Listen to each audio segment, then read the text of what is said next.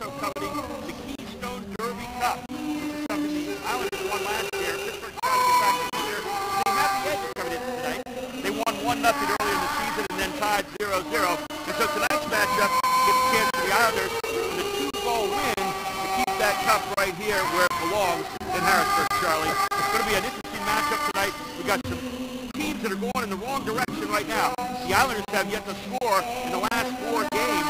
They're going on pretty well to that point, so tonight's win is big for them. On the other side, Pittsburgh started the season well. They have not won a game since June 22nd, and so they're looking to try to get back in their winning ways here tonight in the first of a 3-game road trip that they're on. And Charlie, it starts for Pittsburgh due to the scoring Hertzog. 7 goals this season.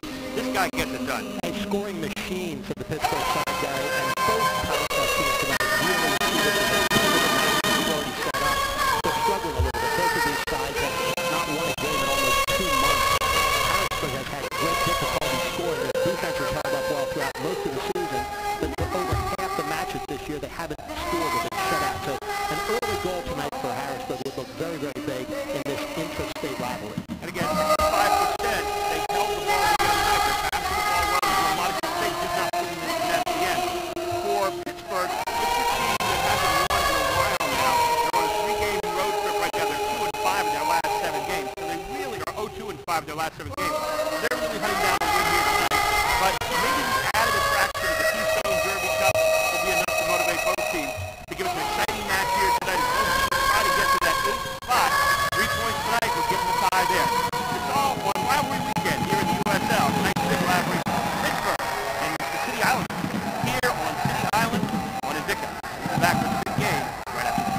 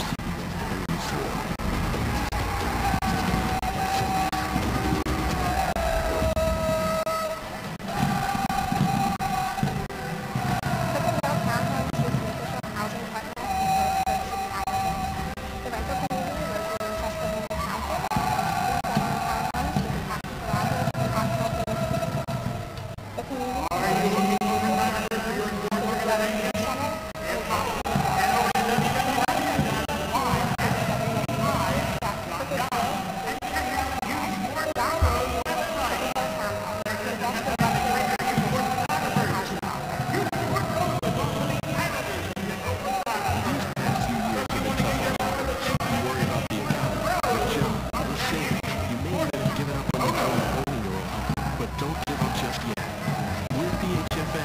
We help people realize their dreams of owning their own home with features like competitive interest rates, down payment and closing cost assistance, and even free home ownership counseling. PHFA can make your dream of home ownership finally come true. Find us on the web or call us to find out how. I'm Brian Hudson, and we're PHFA. Welcome home. Under a new state law, all electronics must be recycled. Welcome to the Dauphin County Recycling Center, where recycling is quick, easy, and free. You may recycle appliances or even cell phones. We're open 6 days a week, and recycling is as easy as 1, 2, 3. Contact our helpful staff at the Recycling Center or visit our website for more information. Help us protect our planet, because tomorrow does matter.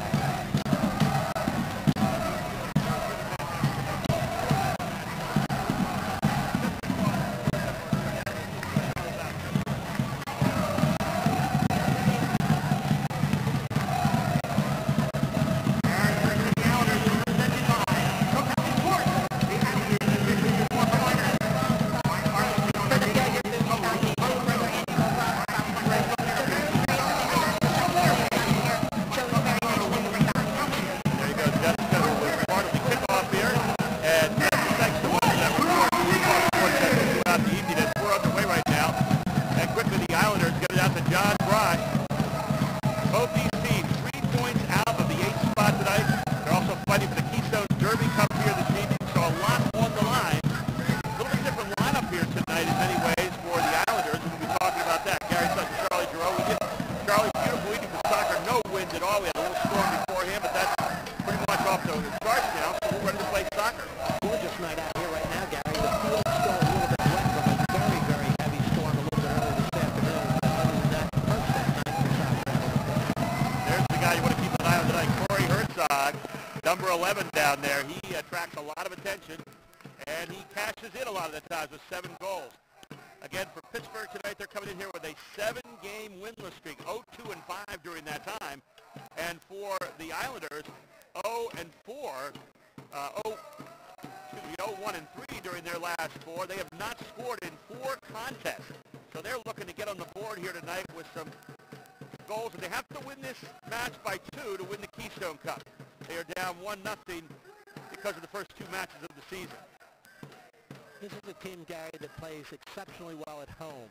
Right before this dry spell that they went through, they had 3 matches at home, and each one of them they performed exceptionally well in 2 wins and a draw against some of the league's elite. Yeah, Pittsburgh started the season well. They also carry probably the loudest fan contingent, who you can hear behind us tonight, who are probably the most obnoxious fan contingent during the national anthem tonight that we've ever heard. So, just saying it like it is. You call it the way it is, Gary, and you were not wrong. No. Had a really good national anthem being sung out there, and if you're going to sing it on key. Down to the corner comes John Grosh, saves it.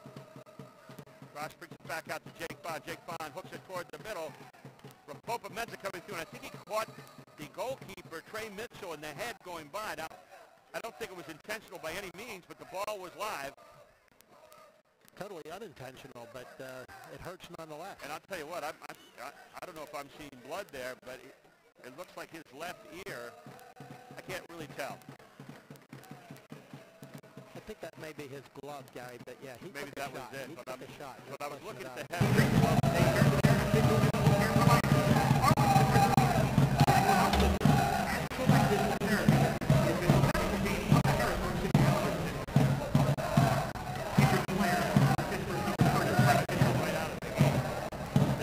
Rivalry weekend, by the way, around the USL, and we're going to be telling you more about that in a few minutes. Maybe the biggest rivalry tonight out there, at least the most fervent rivalry in the USL, is happening tonight in Louisville, where they're hosting Cincinnati at Louisville Slugger Field. And they're trying to determine the River Cities Cup tonight out there. Of course, both those teams from the Eastern Division, where the City Islanders reside. City Islanders are actually in 11th place tonight, Pittsburgh in 12th, because the City Islanders have won one more match than has Pittsburgh this season. There's Thomas busting it right back downfield, but pitch and catch here with Mitchell. Mitchell seems to be no worse for wear. Islanders choosing to sit back there, no pressure on Mitchell, as Popomenza gets it off to Mendoza. Mendoza chipping far side, looking for Paul Wilson. I think Paul Wilson is a big key to this match tonight.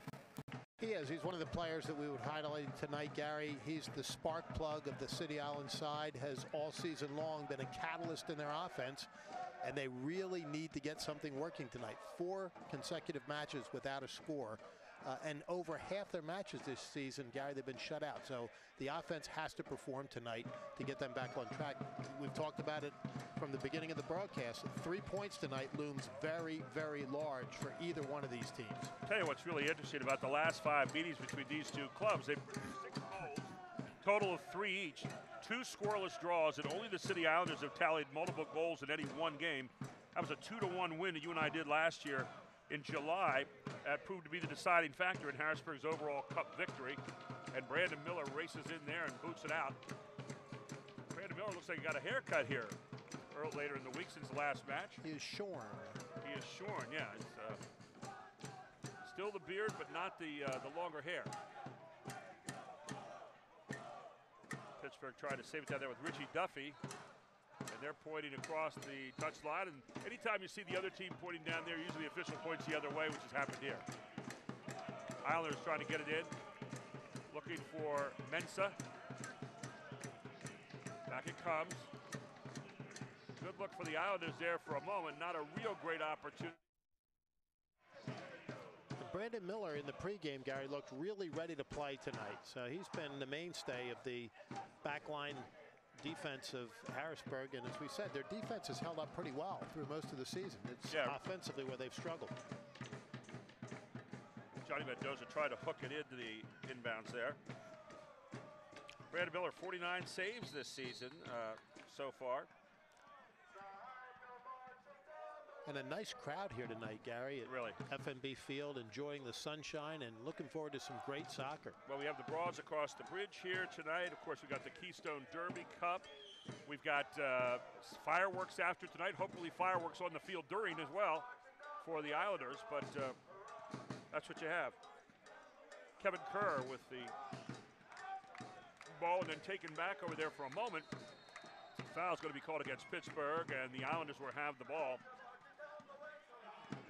69% save to score ratio for Brandon Miller. On the other side, 72.7 for Trey Mitchell. 2 pretty sure-handed goalkeepers in there tonight. Fans, you can stay up to date on the latest USL news and information from around the league. Tune into USL Coast to Coast with Mike Watts, Mondays at 9 p.m. Eastern Time on Sirius XM FC, Channel 85. Also, don't forget, Sirius XM FC will host the USL, or will air the USL Game of the Week. I guess they're hosting it too. Please check USLsoccer.com for dates and times. And back to live action here. The Islanders with a free kick. Oh, and Mitchell, before he can get to it, headed up there by the Islanders, and they're going to call offsides. Offsides, that's an interesting call in all that confusion there in the mouth of the goal, Gary. Well, you wonder how it's offsides when the guy headed the ball before Mitchell would get it, and Mitchell was in behind. Yeah, I wonder about that too, and the ball seemed to be ahead of him, even if a defender wasn't, so I don't know. It was nice delivery into the box, though, off of that set piece. That's the fouls that come in that area of the field, Gary, are especially dangerous because you've got everybody lining up at the top of the box and a lot of pushing and shoving going on in there prior to the actual strike of the ball, and that's where you create opportunities. Kevin Kerr in there tonight for Pittsburgh, by the way, has moved into a tie for 4th all-time in club history with Sterling Flounder for a number of appearances here, 123. All those caps, as they say in international play. Exactly. Adding up. In caps.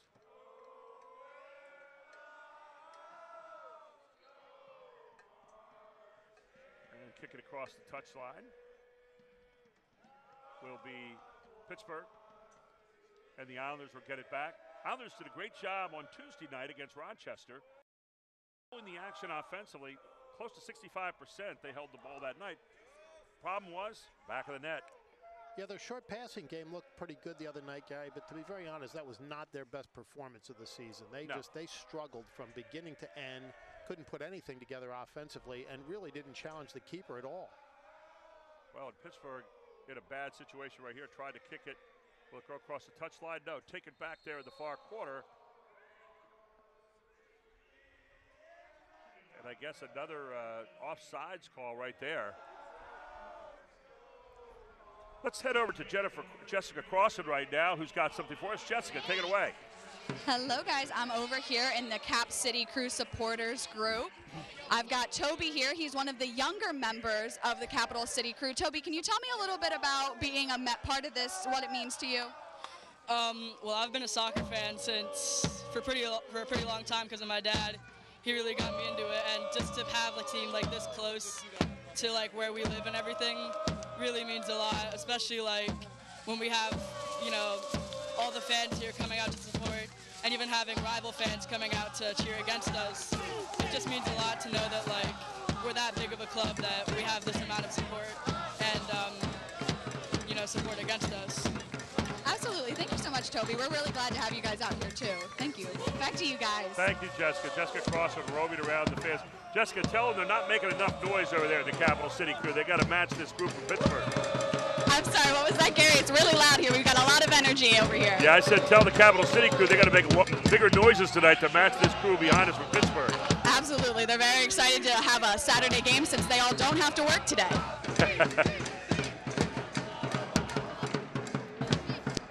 So here we have a free kick coming up, and Kevin Kerr, we just mentioned him a moment ago, ready to put this into play.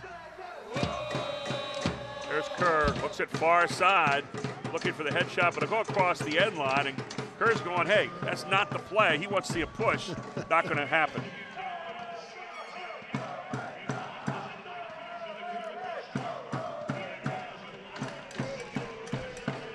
So it'll be a kick out of there by Brandon Miller, who puts a good foot on it. A little bit of breeze down here in the field tonight. Don't know if it's really going to have any effect on the match. As Jake Bond touches it upfield, looking for Mensah. Mensah's got it. Mensah with a little chance to run here for a moment. Gets it off to Mendoza. Johnny Mendoza. Right on through, but sent back out of there by Jamal Jack. Couldn't get the through ball there. Gary saw an opportunity, but simply couldn't slide the pass through. Romeo Parks tried to swing it back in bounds. Will keep it now for Pittsburgh. So he'll put it back into play to Taylor Washington. Romeo Parks chips it downfield. Bond touches it off, cleared out of there. Nicely by Calvado. But Pittsburgh still has it. Back in the foot of Taylor Washington.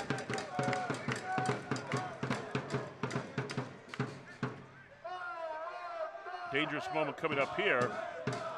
Kevin Kerr, chance to put it to the middle. Right in front, and no one touched it. Right in front of the goal, Gary, and you know, when you get the ball into that penalty kick slot, that's really where good delivery into the box makes things happen, because you've got a lot of scoring opportunities from there. The whole goal in front of you, both sides to shoot at, and you freeze the keeper if you get the ability to strike the ball in that tight. Scary moment as Parks gets it. Parks trying to find a place to go, can't do it. Back to Jack, back to Parks again. Parks being guarded closely by John Grosh. John putting a little bit of move on him. Now they'll swing it far side, where it's picked up by Stephen Akai. Stephen Akai had the lone score the other night in the 1-1 tie with Richmond. He became the 8th guy to score this year for this Riverhound team.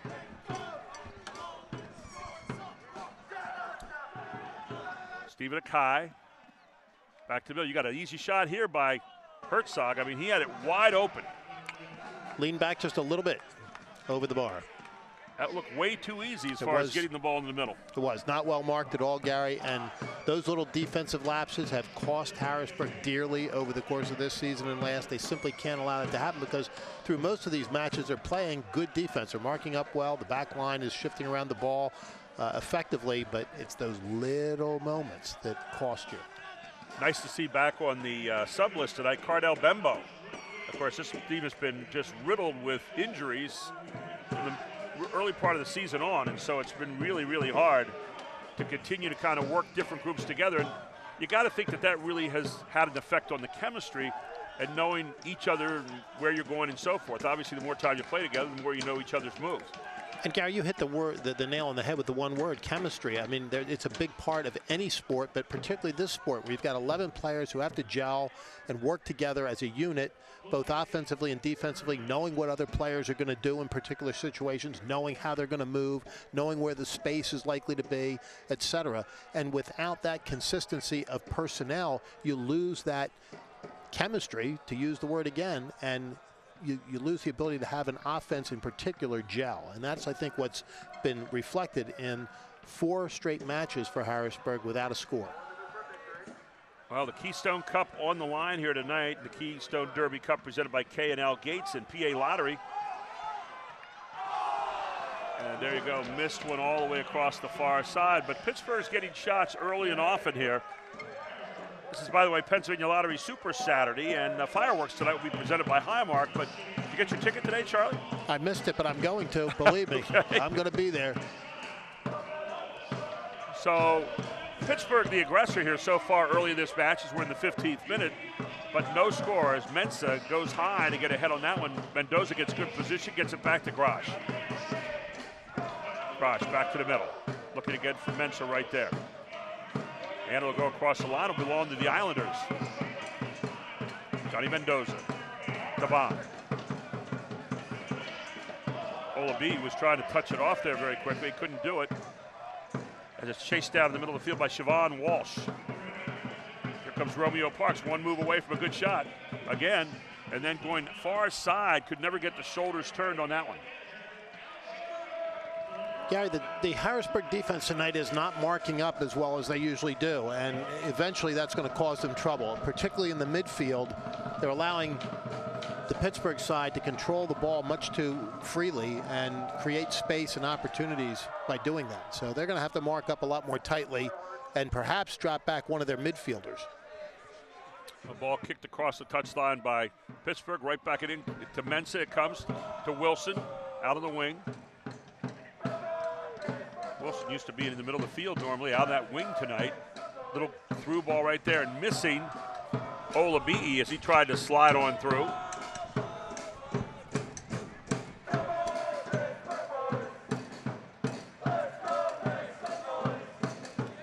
Back it comes, Mensa in the corner. Mensa back to Thomas. Thomas with a good move there. Thomas takes it away along the end line, keeps it in. Right back to the middle it comes, and then no shot. But it'll be a corner kick. Oh, no, it'll be a goal kick, excuse me, coming out. Thought for a moment the official was signaling to the corner, but he reached out a little further and said, no, no. The ball belongs to Pittsburgh, and Trey Mitchell will send it out. Pittsburgh, an interesting team in that they're the only team in Pittsburgh that does not wear gold and black. I think we said that the last time they were here.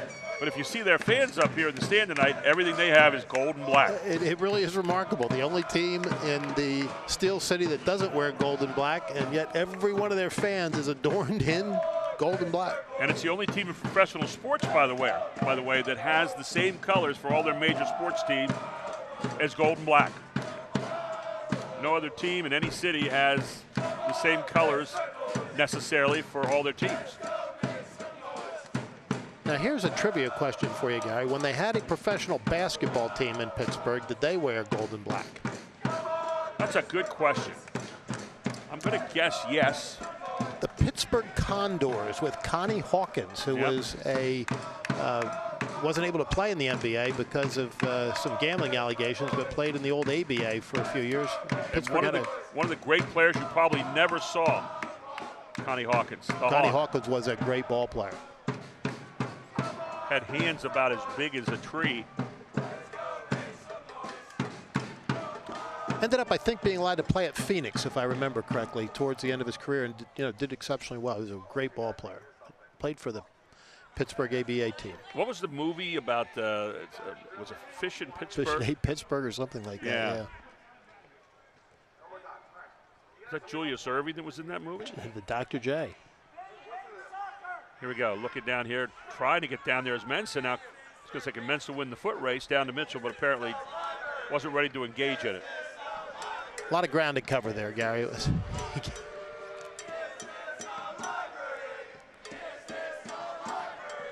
so it'll be sent out again by Mitchell here on a free kick. Big boot downfield. Boy, that's a foot. That was a dangerous place, too, because about one bounce away from having a shot. Kerr to the middle. Back out it comes. Romeo Parks all the way across field trying to get the shot off. And it looks like it's going to be a corner. First corner of the night, Gary, and again, a reflection of the fact that Pittsburgh right now is pressing the action. They're looking for opportunities in the middle. They've had a couple of good deliveries into the box. That time, the Harrisburg defense just didn't look prepared. Pittsburgh looks to be much quicker here so far, as Kevin Kerr will put it into play from the far corner. High look, right in front. And a good job of finally getting to it by the City Islanders, though again, the ball lay there for just a moment. Excellent move here. And Mendoza trying to get it out of there. Good scrap. Mendoza wins that scrap, and then Grosh loses it.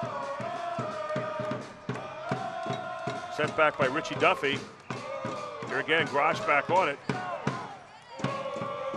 And Pittsburgh right now is the quicker of the two teams on the field. They are really swarming. And that's something we've not seen a lot lately because the Islanders have generally been the quicker team out there. Mendoza, one of the faster players there, got beaten to the ball last time down. Look at Mensa. Mensa sealing his man down there. It's Mensa trying to get the outside. Tries to loft one up over Mitchell. Just missing everything. Double teamed in a pretty bad situation. They probably made a little more out of it than you had a right to expect. Yeah, probably the best opportunity there was to push it out to the touch line, see if they could swing the ball across from there. There was just no opportunity from where he was, especially being double teamed. We're in the 21st minute of the first half. No score in this one. And again, ball laying on the ground a lot. You're not getting a lot of attack tonight out of the defense. So far, they've kind of been back on their heels in this one. They haven't. They've looked like they're scrambling a little bit. Like the defensive organization isn't exactly what they want it to be. So right. Well, you have some different combinations that you haven't had for a while. Like Calvano and Nishanian have not been back there for some time.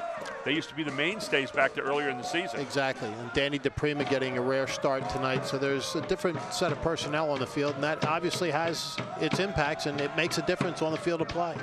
Again, I'm sure Coach Betcher has his reasons for that. Here comes Romeo Parks, one man to beat. Parks across the middle, headed, sent out of there by Nishanian, and finally ahead to Wilson on the transition. Wilson down the far side, taking it a long way, looking for Mensa. Mensa making a race to get to it. It's going to be off of Pittsburgh, I believe, and it should be a throw-in at least. I think it's going to be a throw-in down deep on that touchline. I don't think it got quite to the corner. It kind of hit the pole down there and went left. Here's DePrima with the inbounds throw, and now you got a player down on the field for Pittsburgh, adjusting the gear, allegedly. Always a nice way to kind of slow things up and let everybody get back down, right? Always fun to watch all the little tricks of the game that these guys do. And so many of them seem to involve injuries, Gary. Yeah, they do. A lot of Oscars could be handed out through some of these matches. Again, there's a shot to the middle, but no one home. Shanian, way up. Off to Grosh. Grosh trying to get through. Mendoza looking to Olabi back in the middle. Olabi, quick look to the outside, trying to get Wilson out there. Headed back up by the Pittsburgh defense, and they're off and running. Siobhan Walsh trying to take it down the far side. Broken up nicely there, but again, the counterattack suffering a little bit. Back to the middle comes, here's Grosh. Grosh, one of those steady guys. Here's DePrima with it. DePrima swings it back off to Bond. Bond near side. Looking back to Mendoza, now going right on through, but Mendoza kicking it too hard. There's no one down there. Yeah, I don't think that's exactly what he wanted to do, Gary. No. So the passing tonight has been less than it was on Tuesday when they played Rochester, when they were a much better control game. Stephen Akai with it, swings it near side. He's got Taylor Washington. Washington back to Akai. Oh, a good takeaway that time. Very nicely done. Here's Mendoza again. Johnny Mendoza. They'll swing it back to Bond. And they'll take it back to Calvano. And Brandon Miller. Low Harbor coming out of there. Talk about flying through the air. How about Jamal Jack going up to get that one across the touchline, but entertaining to watch. A tall player with a big jump, Gary. It's going to be tough to take off the head ball there. Got some ups. And of course, you have Johnny Mendoza, who's not the tallest guy in the world, trying to get in there and seal him off, which is also hard.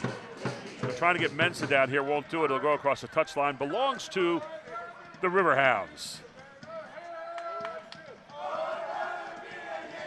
Pittsburgh Riverhounds this year with 9 ties. It's the most they've ever had in a season. Previous record being 8.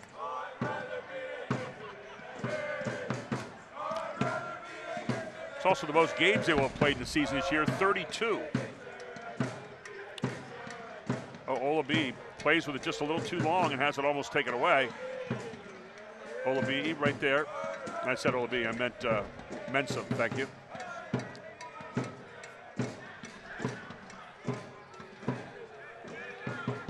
Saved that from going over the end line, so it'll be a throw in here along the near touchline. And those Pittsburgh fans, Gary, are yelling they're proud to be Yinzers. You got to be a Pennsylvanian to even know what that means. Yep. Yins is the short of Ewins, which down in Southern York County where I live is U's. Yeah, U's so guys. All over Pennsylvania, Philly. And you guys, that's another one too. All over Pennsylvania, you have different ways of saying you. Pennsylvania is really, in some respects, several different states, all jammed into the Keystone territory. And it's really fun to hear all different dialects you have here. That, oh, yeah. Of course, if you're in Pittsburgh, it's not a stream, it's a creek. It's not a soda, it's pop. And it's not the Steelers, it's the Stillers. Look how far Parks took that. No one put a glove on him. Yeah. A long run, a cross-field run, but nevertheless really uncontested. And you're going to have to step up and not only mark tightly, but attempt to tackle on some of those plays because they're giving them way too much running room and way too much space. There's not the zest on defense so far tonight that we're used to seeing from the Islanders, who have been really stellar this year in defense. Here's Paul Wilson, has it in the middle of the field. Got a through ball here for Wilson. Nice give and go. Wilson with another good ball over there to top. This is Thomas. Thomas chipping it. Trying to get it over here from Mendoza and just a little too far. Nice concept, though. Yeah, that was the first time tonight where you saw the opportunities opening up and you saw precisely what they were trying to attempt on the offense, Gary. So hopefully that's a little harbinger of things to come. We talked about the 9 ties this season for Pittsburgh. That is the most since they began play in 1999 and besting the previous high of 8 reached in 2013 and 15. So as we said, they've played 32 games this year, the most they've ever played in a season. I'm a great proponent, though, I got to tell you. I'd be a great proponent of the kickoff at the end, the shootout. I'm not a big tie guy. I know that's kind of the way it is, and it won't change, I'm sure, but the shootout to me is a reason to really stick around to the end, and you have that mini game. I'm with you. I mean, you do it in the playoffs, you do it in international play, you do it in any true competition, and you know, there's a lot of complaint about the penalty shoots. Right. But, you know, until they come up with a better system, and there are a lot of folks that have talked about different ways of breaking ties, Gary. Good play there by Brandon Miller, nice. coming right across. That ball was going to the upper side of the net, and Miller made it look pretty easy on the save. I have a student, international student here, who used to go watch Real Madrid play live, so that could be a cool story if you guys want to swing to me. I'm right behind the net in the back row. We're going to head off in a moment here to Jessica Cross. We got a little chance here. Taken away nicely by Toby Adewale. Back to the middle it comes. Taken there by Romeo Parks, who's been very active here tonight thus far. Here you got it. Parks going to get a good look right here. Look out. And Parks beats him. Parks inside at the 27:49 mark, and it looked way too easy that time. Way too easy, Gary. The defense just completely broke down there, and as we said a little bit earlier, they just didn't look organized, and there was a prime example. Just breakdown after breakdown, and you're calling the play saying, here comes a scoring opportunity, and boom. Romeo Parks, we said, has been very, very active and puts the goal in. So 1-0 Pittsburgh up right now. And a tough place here in this Keystone Derby Cup for the Islanders. They're going to have to score 3 goals to win the Keystone Derby Cup, but more importantly, they want to score and get in front of this game. Take a look at this, Charlie. Go ahead. Yeah, a pretty feeble effort, to be very blunt there, on defense, even from one of the Harrisburg stars. I mean, Jamie Thomas has been one of the leaders on their defense all season. Just took a stab at him rather than really going after it, and he walks in there, you know, virtually uncontested and unmarked. For Romeo Parks, that's his 3rd goal of the season to go along with 2 assists. Let's go up to Jessica Crossan, who's got a very important guest up there. Jessica, go ahead. Hi, guys. I'm right up here behind the Islanders net right now with foreign exchange student Victor, who's actually studying abroad here in America from Madrid. Victor, can you tell me a little bit about what it's like seeing a soccer game here in America versus overseas? It's different than Spain, but it's okay. So it's just not up to the same amount of energy as you see when you're over in Europe? No, it's very different, like how they play, but they are good. Gotcha. All right. Well, thank you so much for sharing. We appreciate that. Of course, back to you guys. It's nice, Jessica. Of course, he gets a chance to see Real Madrid, which is that's about as good a soccer as you're ever going to see. Took the European championship again today, Gary. They've had a heck of a run. One of the great names in European soccer, obviously, as Mitchell gets it here, and a 1-0 lead for him right now as they're coming up on the 30th minute here of the first half. And the Islanders have just had a very tough time in this one so far with their defense as well as with their offense. Yeah, they really have been flat tonight. There's no other way to put it, Gary. I'm sure when Coach Betcher comes on at halftime, he's going to say we've got to step it up. There's got to be more energy, more urgency, as he talked about the other night, and there's got to be more consistency. There just hasn't been consistent play tonight at all on the Harrisburg side. Tough pass right there, missing Mensah. And Mitchell's got a huge foot.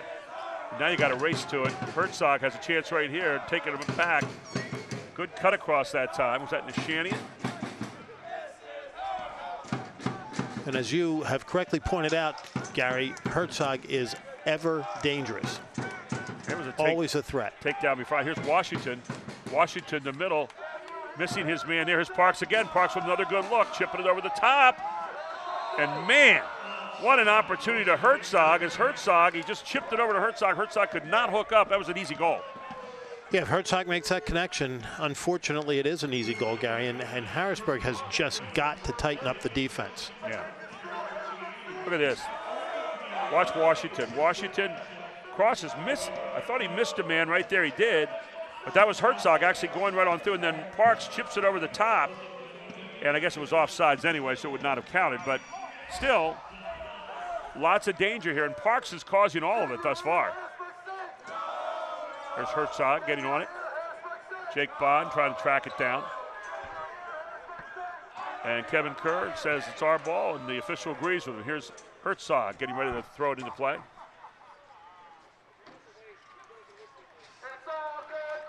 Frankly, so far tonight, the Islanders look tired. They do, Gary. It's difficult to explain what we're seeing out here right now. They just are not aggressive to the ball. They're not marking up well on defense. And well, and for Pittsburgh, you look, if they have any advantage tonight, they haven't played since last Saturday, so they had an entire week to rest. The Islanders had since Tuesday, and they're back out here again tonight on Saturday. So Pittsburgh with a little bit of an advantage there. Pittsburgh at the beginning of a 3-road game set, actually make that 4. They head to St. Louis next Saturday, then Bethlehem Steel the following Saturday, and then they play again the following Saturday at Cincinnati, where they can expect to see a lot of people out there. Although a lot of people here tonight. Really nice to see the stands. Pretty well filled here tonight. Boxes pretty well filled, so nice crowd out here tonight. Beautiful night and a really nice crowd here tonight, Gary. It's what you like to see on a Saturday night. A great entertainment value for folks to come out here to City Island and FNB Field and watch the Harrisburg Senators play at home. A team that has through the season played exceptionally well on this pitch. And for the Islanders, they play obviously here tonight. And then they go to Louisville Wednesday. They come back here for a quick homestand. And that'll be a big one because that's on Wednesday, September 6th at 6:30 now. Note that starting time, 6:30. against the Tampa Bay Rowdies, one of the best teams in the league right now, 4th this week in the power ratings, and they are hunting first place down at the moment. So Tampa Bay Rowdies will be here at 6:30 on Wednesday, September 6th. Get out here for that. Then you go on the road, one more game at St. Louis, and then a 4-game homestand from September 12th, 16th, 17th, and 30th before closing out the season on October 7th at Charleston. So some big matches coming up yet for the Islanders, but none bigger than tonight right now, the here and now. Yeah, Gary, I mean, we look down the road at the schedule and we see this match and that match and we realize how big they are, but every match counts. And we said that earlier in the season, but right now as you get into the heart of the season, these matches have particular importance. And for the Harrisburg side, as I said, they play well at home. This is a real opportunity for them tonight, and they just don't seem aggressive as they should be in going after it, and it's inexplicable. So Parks gets it, tips it back.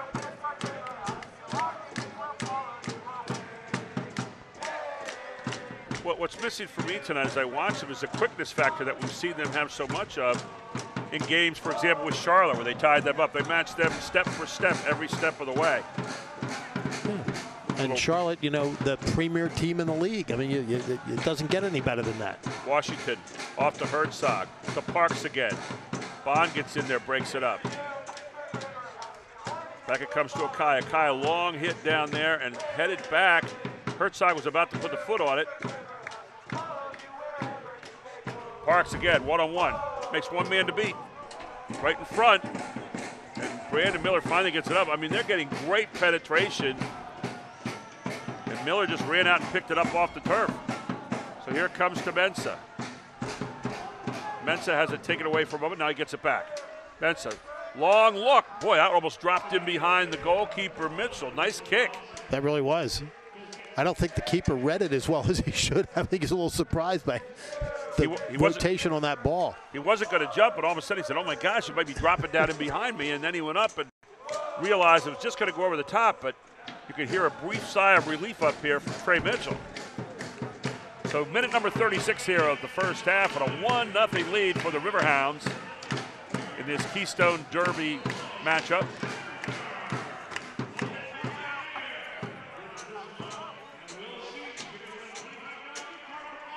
Soccer fans, Nike is an official sponsor of the USL. For more information, visit NikeSoccer.com. Here's Parks again with it. Romeo Parks has been the quickest guy in the field tonight, without a doubt. He really has. A real threat up front, and with Herzog alongside of him, it's opening up a lot of opportunities. Well, and throw Kevin Kerr in there as well in that triumvirate. And those guys are really putting a lot of touches on this soccer ball here tonight. Near side it comes to Jamal Jack. And off it goes. Victor Soto.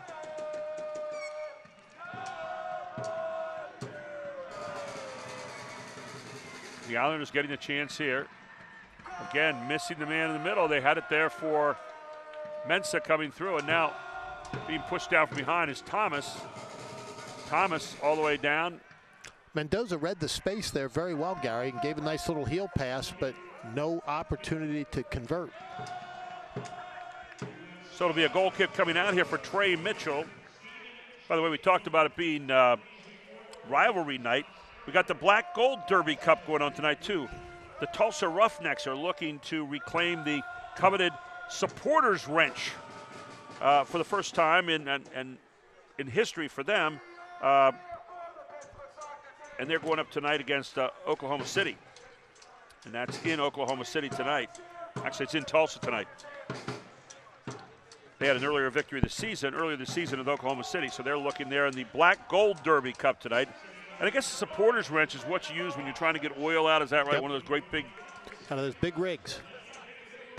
Or derricks, I guess they're more practically called. But thus the black gold idea. Oil. Texas tea. Beverly Hillbillies. There you go.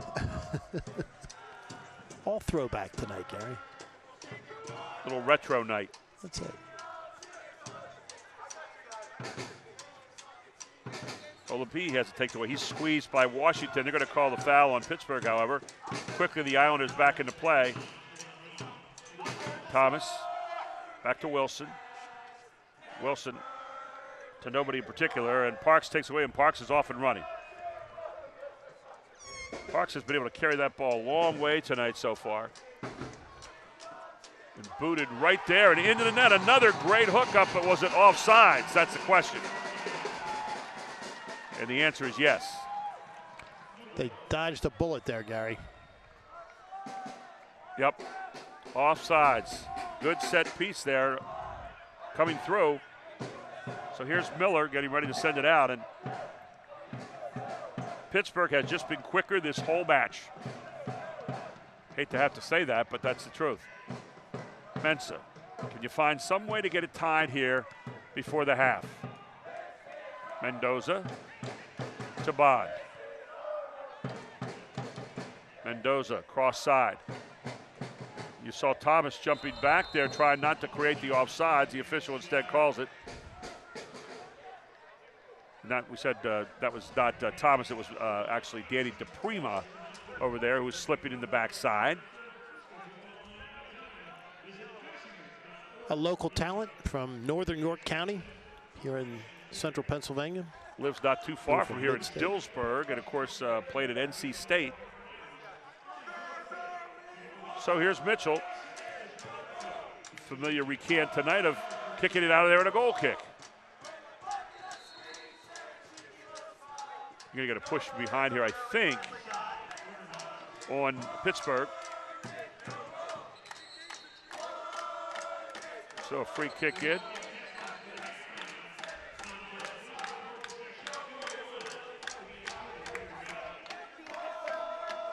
So we'll try it again here. As Ola B just kind of lazily kicked it off to the side there. It was almost picked off by Pittsburgh on the free kick alone. Here's Miller. Good boot down there. Ola B getting up high.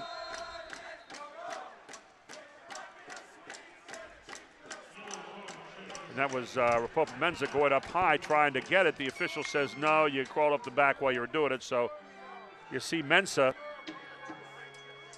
Where's Rapopa on the back of his jersey? So a yellow card.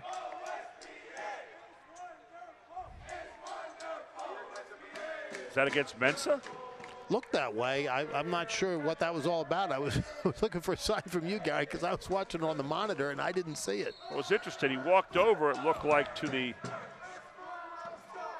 Riverhounds player, but Mensah obviously was the one that got the yellow card. So Kai keeps it alive. Now ball's going to go across the touchline. Will belong to the Riverhounds as we tick through in the 46-second minute. We'll have just a little bit of stoppage time, I would think, maybe a minute to 2 minutes. There was that injury to the keeper early on, Gary, but not much more.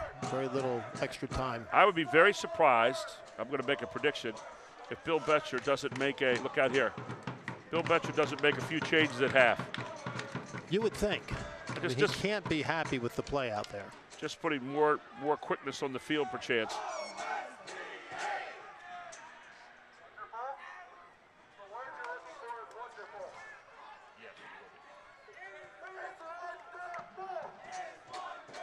Jessica Cross, the third member of our team. Hopefully we're talking to Bill Betcher at the half. Here's Kerr. Kerr makes a good fake. Tries to get inside to Herzog. And they'll kick it back to Brandon Miller. But again, good penetration here by this Pittsburgh team, and it's been that way the whole half. They have literally been putting the pressure on the entire half. Ola B gets hold of it. Nishanian sends it back down to Miller. Miller flat kick out of there, but only one man downfield again. As Grosh, near side of Mendoza. Trying to get something set up here. Pittsburgh has attacked on defense the whole game. Taken by Thomas. Back to the middle it comes. Over to Bond. Bond across the middle, trying to find Mensah. Does. Mendoza comes in and just gets under it too early. Little half volley there, Gary, but he couldn't get out over that ball and just lofted it high over the end line. Had a really high bounce there. I think he was trying to catch it on the way down and flatten it out. Just couldn't do it. So Mitchell will send it out of there again for the Riverhounds. Night has started to fall here. The lights are on. Beautiful evening for soccer. It just couldn't be any better. Not much humidity. Trey Mitchell, the Riverhounds keeper, has a very strong foot, Gary. He really booms it coming out of there. Yeah, he's been impressive.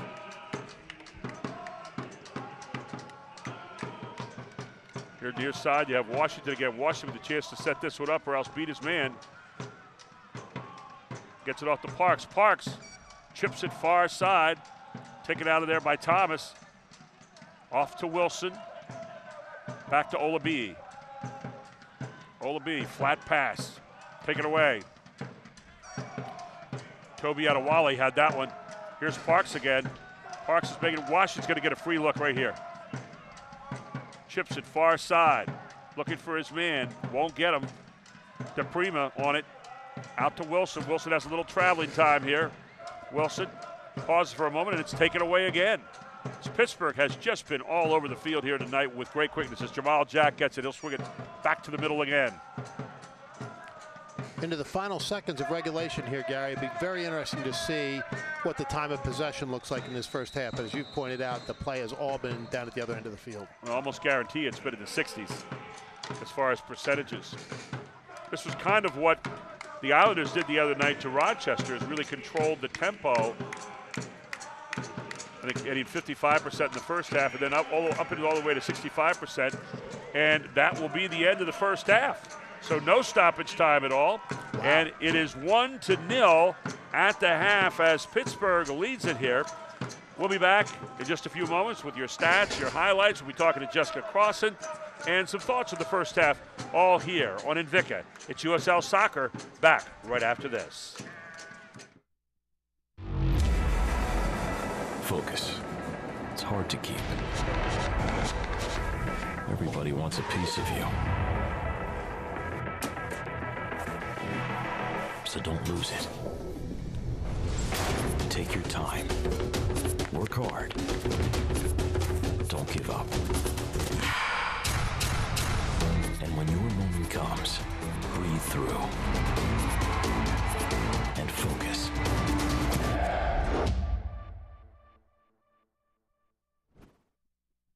Crooked Hill Townhomes is the official housing partner for the Harrisburg City Islanders.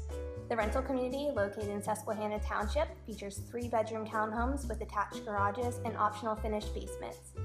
The community features 6 beautiful floor plans, state-of-the-art fitness center, and an off-leash dog park. For more information on the community, visit www.crookedhillapts.com. Crooked Hill Townhomes, the best in luxury living that Central PA has to offer.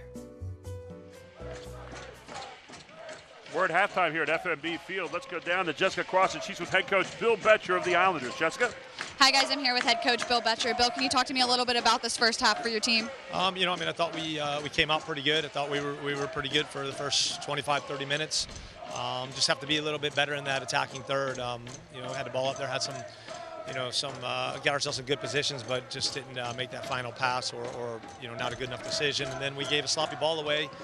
They punished us for it, and it seemed like it gave them some life the last 15 minutes. And we weren't as good to end the half, but we'll get here at halftime, and hopefully we can get the boys going again and go get that goal. Are we thinking about any changes for the second half? We won't make any to start the half, but if things don't go well the first 15 minutes or so, we'll be making them soon. All right, thank you so much, Coach. Good luck. Back to you guys. Thank you, Jessica, and of course, Coach Bill Betcher. And you heard him. He said, "I don't think the leash is real long here to start second half for the combination he has. I think he's looking for a little bit more speed. Maybe we'll see what he comes out with in the second half. We'll take a break. We'll come right back here. This is USL Soccer on Invicta. It's 1-0 at the half. Pittsburgh leads it. We'll be back right after this. These past few years have been tough on all of us. You worry about the economy, your job, your savings. You may even have given up on your dream of owning your own home. But don't give up just yet. We're PHFA. We help people realize their dreams of owning their own home with features like competitive interest rates, down payment and closing cost assistance, and even free home ownership counseling. PHFA can make your dream of home ownership finally come true. Find us on the web or call us to find out how. I'm Brian Hudson, and we're PHFA. Welcome home. Under a new state law, all electronics must be recycled. Welcome to the Dauphin County Recycling Center, where recycling is quick, easy, and free. You may recycle appliances or even cell phones. We're open 6 days a week, and recycling is as easy as 1, 2, 3. Contact our helpful staff at the Recycling Center or visit our website for more information. Help us protect our planet, because tomorrow does matter. Number 1, Cochran's Car Stock, our epic pre-owned savings fest. 7 days, 7 locations, hundreds of vehicles, thousands in savings, all brands, all budgets, plus extended hours till 9 this weekend. Gary Sutton, Charlie Giroux, and our whole Invicta crew back here at halftime at FMB Field, where Pittsburgh in the Keystone Derby Cup leads the Islanders right now 1-0 here at the half, 1-0 if you like the American version of that. And let's take a look, first of all, at the stats here at the half. And you can take a look. I am absolutely stunned in possession time that the City Islanders are up 51-49% in possession time. That's incredible to me. 1 shot on goal for the Islanders, 2 for the Riverhounds, and they cashed in on the 1. 1 yellow card, that against Mensa in the first half. 2 offsides to 4 for Pittsburgh. 3 shots to 5 for Pittsburgh. That does not surprise me at all, Charlie. No, and I am with you, Gary. I'm stunned at the possession time that they're showing us, because it certainly didn't feel that way. And, you know, this is a game where feeling matters. And the feeling on the field was that the Islanders didn't have the organization they wanted on defense and just simply weren't putting it together on offense, and that Pittsburgh was much faster and controlling much of the match. I know the other night Coach Betcher said there needs to be a sense of urgency for our team. And I sensed that there was a sense of urgency for Pittsburgh in the first half, and there was not that same sense for the Islanders. Let's take a look at the highlights here in the first half. And, of course, the biggest highlight was that goal. Romeo Parks was all over the field. I mean, he literally was everywhere. Here you see Pittsburgh getting it downfield early.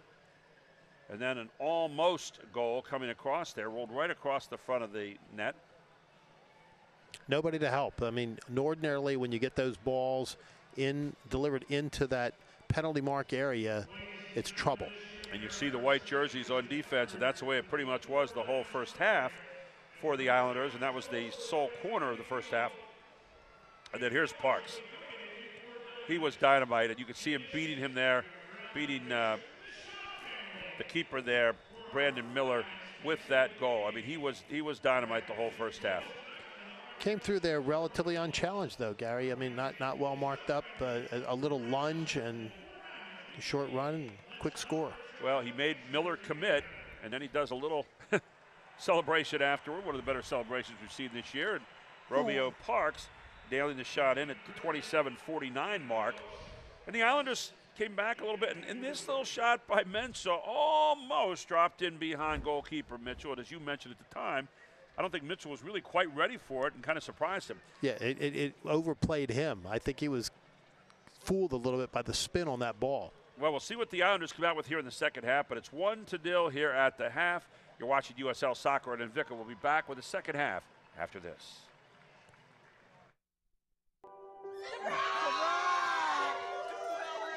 I see the future is really bright for me. The high school diploma is just added to the confidence, and now I feel unstoppable.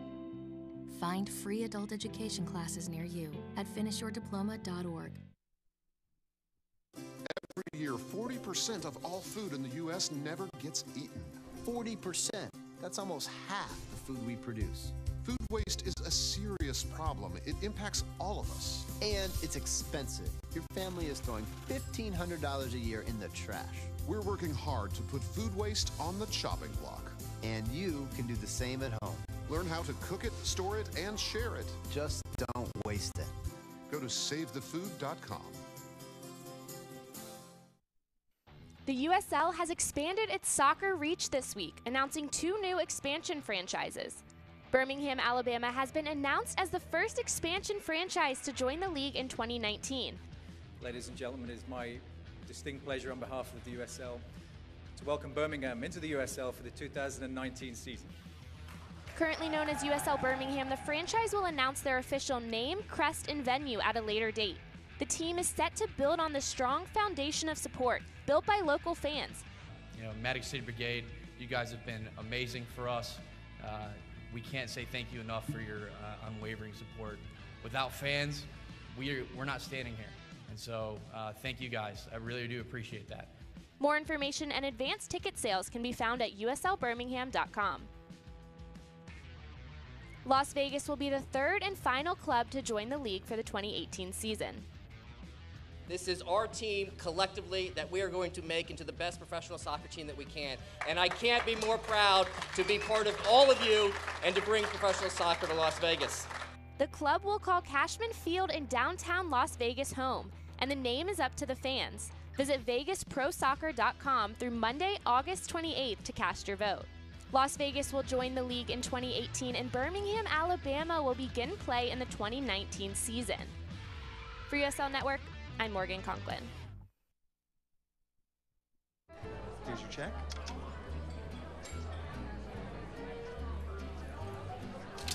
Oh, you got it. You know, since I got rid of my car, I really enjoy walking. Hey? God, no. Getting pulled over for buzz driving could cost you around $10,000 in fines, legal fees, and increased insurance rates. Oh, you're home early.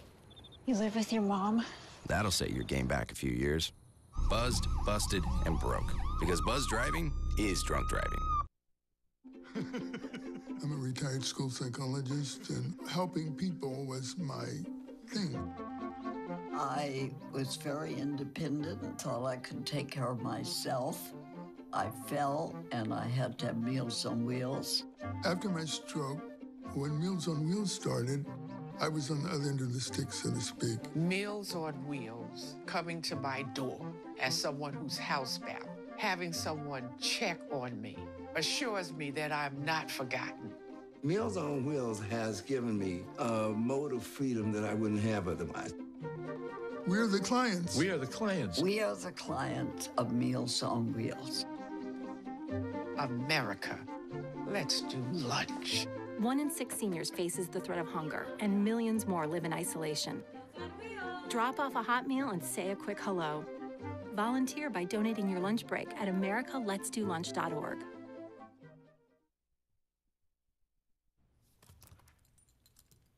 There's a shelter pet who wants to meet you. Meet one today. Visit theshelterpetproject.org. Adopt. Focus. It's hard to keep. Everybody wants a piece of you. So don't lose it. Take your time. Work hard. Don't give up. And when your moment comes, breathe through and focus.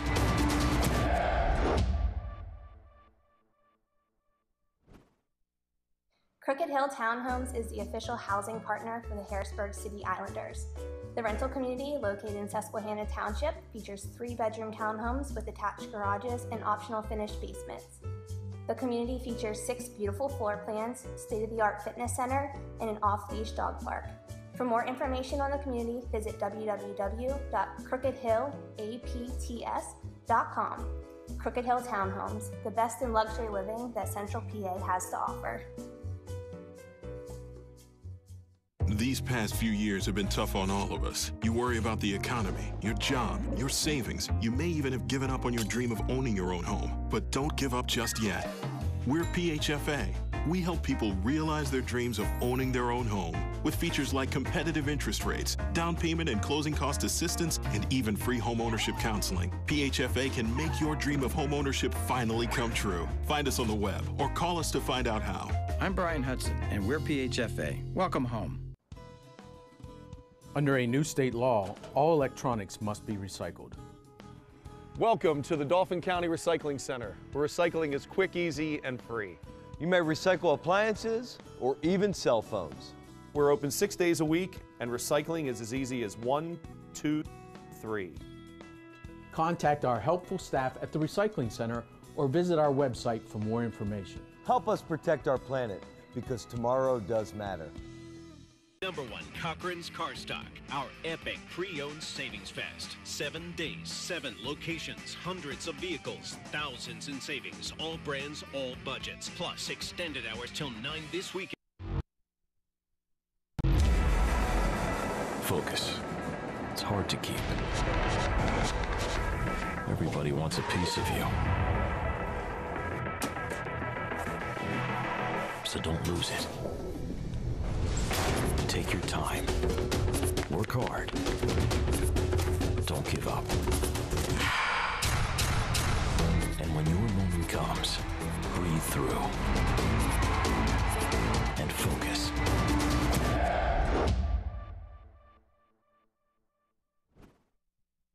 Crooked Hill Townhomes is the official housing partner for the Harrisburg City Islanders.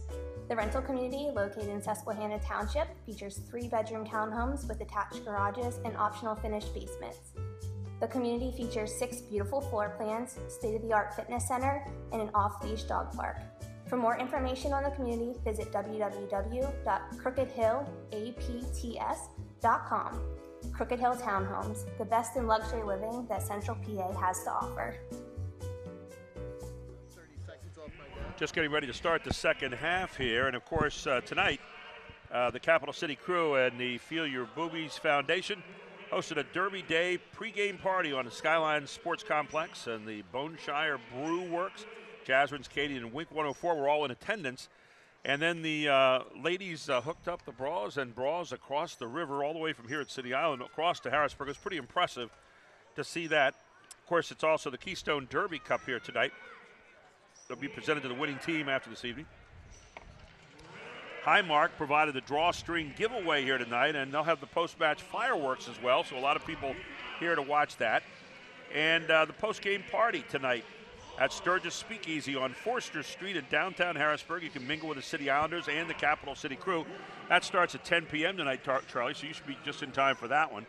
And, of course, the 3v3 Sizzler is still accepting registrations. Visit cityislanders.com for more information. That is always a fun event. Get your 3-man team together or 3-person team together and go at that. And the Keystone Derby tonight, the cup is here on the line, Charlie. But right now, if you look at the previous 2 matches and this one, the Islanders down 2-0. So they have to score literally 3 goals here tonight in order to win that cup. And that's a tall order here in the second half, considering they haven't scored one in the last, so far, 4.5 games.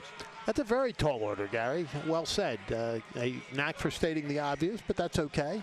But Coach Betcher spelled it out pretty clearly there in his halftime interview. If he doesn't see some significant uptick to the Harrisburg side, he's going to make some major substitutions. We'll be looking for that. And as you correctly point out, Gary, the leash seems like it's pretty short. One of the things that you and I have talked about a lot this season, again, not to be too critical here, but the Islanders' defense in transition in the back has been particularly well organized, and they've done a good job of getting to balls. Tonight, it looked like in the back it was very slow, reactive. It was not the kind of quickness that we've seen throughout the matches that we've watched during the course of this season. They were not challenging for the ball. You're absolutely right, Gary. They were not aggressive on their defense. They seemed to be playing back, didn't seem to be as organized, and as you also said, the counterattack simply wasn't there. So even when they were breaking up the Pittsburgh offense, rather, they weren't able to quickly transition and counterattack effectively, and that's going to be one of the things to watch for here. Watch these midfielders and how they play in the second half. Of course, you've had a lot of injuries this season. Aaron Wheeler's been out for a while. Pedro Rivera's been out of there for a while. So we have a lot of people that have been out. Manolo Sanchez. But you play with the one you brought to the dance, and that's the way it has to work here. As Pittsburgh has a man taken down, they'll get the ball back as we just get underway here in the second half. Keep an eye on any changes here that take place. We have one of the changes we will dread tonight is if number 27 gets into the game here for Pittsburgh. He is Gail Agbasamande. Okay, sorry, I said it. You got it. Agbasamande. 13 or 14 letters in that last name. Can't go across the back of a jersey, but Gary Sutton can pronounce it. How about alias the boss? BOSS is in there somewhere, so we'll see. And we'll find out here in the first 4 minutes what the Islanders are going to do. Let's see if there's a new burst of energy here at all. Calvano hits it out, trying to catch Grosh. Instead, we'll catch Toby Adewale on the other side. Here again, low flat kick going to go wide off the foot of Victor Soto. And the Pittsburgh cheering team in behind us here, the Capital City Crew all the way across the field right now. By the way, this is also Super Lottery Saturday, so you can go for $1 million with $1 million in silver and gold. Paul Wilson over there battling it out. Ball's going to be sent across the touchline by Pittsburgh. Will belong to the Islanders. Islanders trying to get on the offensive pedal here a little bit as Jamie Thomas throws it in. Off it comes to Grosh, off the foot of Wilson. Back to the middle, and a good sliding defensive play there by Pittsburgh to possibly save a goal. And very quick in transition here is Jake Bond getting beat down the far sideline. Bond on the takedown.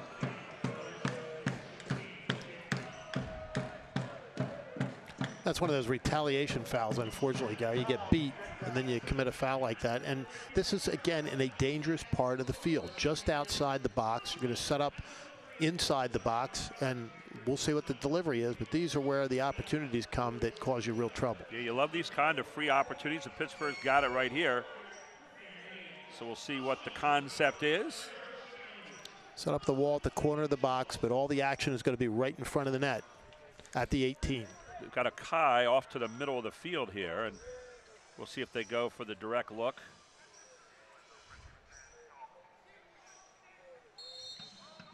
So here we go. Good place to hook it in flat. Headed out nicely by Jamie Thomas. Jamie Thomas, by the way, with a very dubious distinction in the league.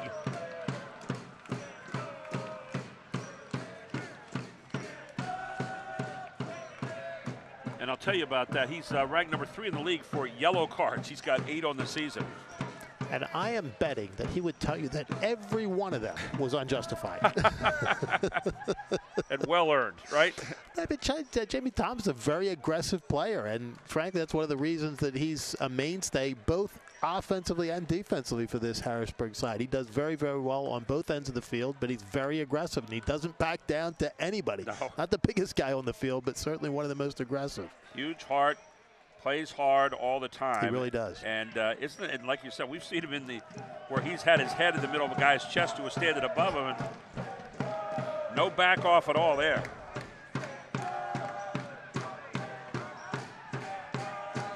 Yeah, and I would be willing to bet that every one of those yellows, Gary, was for aggressive play rather than mouthing off. That's just the kind of guy he is. And Yep. as I say, you know, he would tell you that every one of them was unjustified. So he goes at it. He's a player's player. Very quickly, the Islanders trying to get it into play real fast. They may have got it in a little too fast, as the officials say, because they put it down and basically just all but handed it off. You're having a little United Nations meeting down there around the official. Oh, a little back and forth. DePrima getting at it a little bit. Oh, and another shove. And having a little push off there with Siobhan Walsh. Now DePrima walking away. Let's see if they get this all sorted out. Paul Wilson says, I'm keeping the ball till you need it.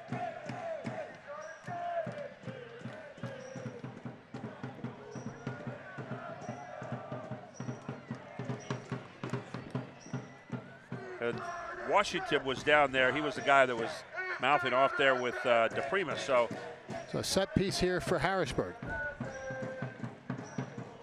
And this is one of those interesting set pieces. It's almost too close. You have to put it perfectly chipped. And one of the guys that can do that very well is the guy putting it down there. That's Mr. Wilson. Problem is you don't have a whole lot of room to work with right here unless maybe you bring it back here out to DePrima and let him take a look at it straight in. And you see the jamming inside the near post, which is where all the action's going to be, Gary. Watch how it's defended. See if he comes to DePrima right here. Nope, there's a chip. And that's the problem. It's almost too short to really do the kind of shot you need to have right there to get in.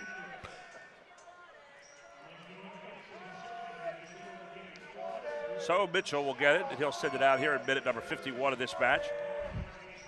An interesting choice of how to play that, though, Gary. Took the shot rather than trying to chip it into that scrum at the near post. Try to get a mess out in front and shield off the vision of the keeper. And I thought maybe they'd come to DePrima there in the middle and give him a look at it as Herzog keeps it alive here near side for Pittsburgh. Yeah, I thought that might be the play as well, and DePrima clearly had his adrenaline flowing. He was ready. There's Walsh. Down it comes. All the way across. Bond misses the head. Mendoza does it, though. Mendoza gets it out. He's looking for Mensah down the field. Here they come again. Paul Wilson. To Thomas. Thomas back to the middle to Olabi. He'll send it over there on the far side to Calvano. Calvano up the field. Good job by DePrima. Get it underneath that to Grosh. Again, Pittsburgh has attacked every ball tonight. I mean, there is nothing out there that's not contested. And I think in the process, they're making the Islanders play a little bit faster than what they'd like to play down in that end and disrupting their rhythm. Upfield it comes, Nishanian. Good positioning, heads it back down, looking for Grosh. Instead, they'll find Wilson coming across. Oh, man, Wilson was just taken down. I mean, that was two hands all over him. I don't know how even make a comment about that. Kevin Kerr just wrestling him down. Wilson just popped up, put the ball in play, and off he went. See, again, even pushing right there, even attacking that kick right there, and maybe making it go a little quicker than you wanted it to go.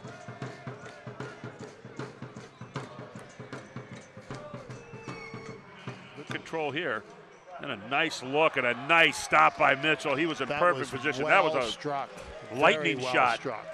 And Mitchell had to be perfectly placed there. That was nice by the Islanders that time, but Mitchell certainly in great position for Pittsburgh. And so Mitchell breathes a sigh of release. Watch this. DePrima coming across. He dumps it off and boom. Mendoza flying through there on the right, had a good look at it. And Mitchell breathes a little sigh of relief on that, Gary. Yeah. Had trouble handling it. That was a rocket. Just exceptionally well struck, and a nice delivery from Danny DePrima. Cross touch off pass, and it worked. Near side to Thomas. Here's Wilson. Oh, and taken back. And they got some numbers here. Ahead it comes to Walsh. Walsh looking to beat one man. Just for a moment. Oh, there's a hold. No call. Definite hold there on Walsh. Down it comes again. Walsh chasing to the corner, trying to save it. Does. Kerr back to the middle. Not going to get his man, but will get Jake Bond, who heads it back out. Looked like a hand right there. Yep, hit him in the arm.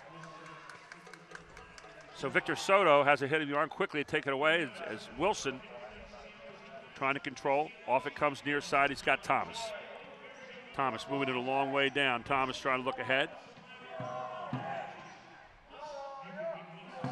You know, some of the guys that you're really looking at tonight that have not played, who have been a big part of the team this year, Abbas Muhammad, Mohamed Dabo, not in there, Cardell Bembo. Those are guys that really added that speed factor, I think, that we've been seeing a whole lot lately. Speed and quickness, Gary. The quickness to the ball, the quickness with foot movement. They're just faster and quicker athletes. And that's the very thing you're seeing tonight with Pittsburgh. It's a very quick, very fast lineup in there. Grosh unloads, and Grosh just misses the outside. So two good shots here in the last two possessions down for the Islanders, and Mitchell keeps breathing those sigh of relief. So it's going to be the first corner tonight for Harrisburg. Nice job by Grosh.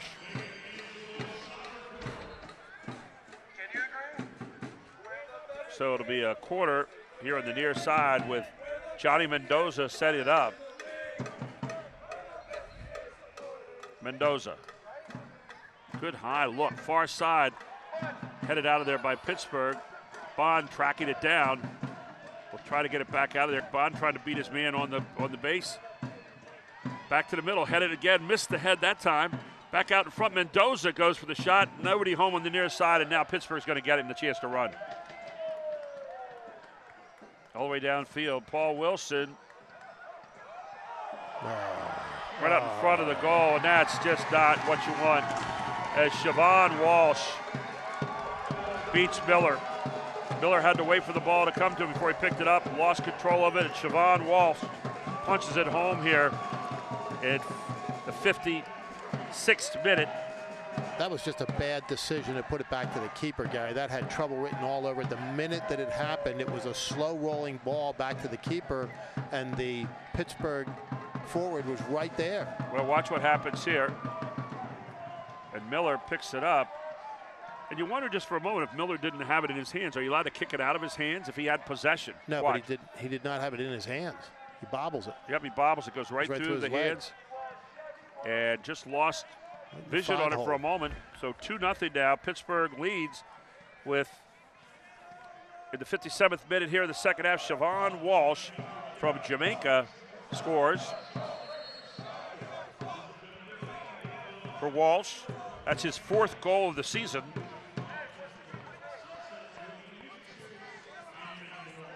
So Pittsburgh again on top of it. Or maybe even a questionable kickback that time to Miller.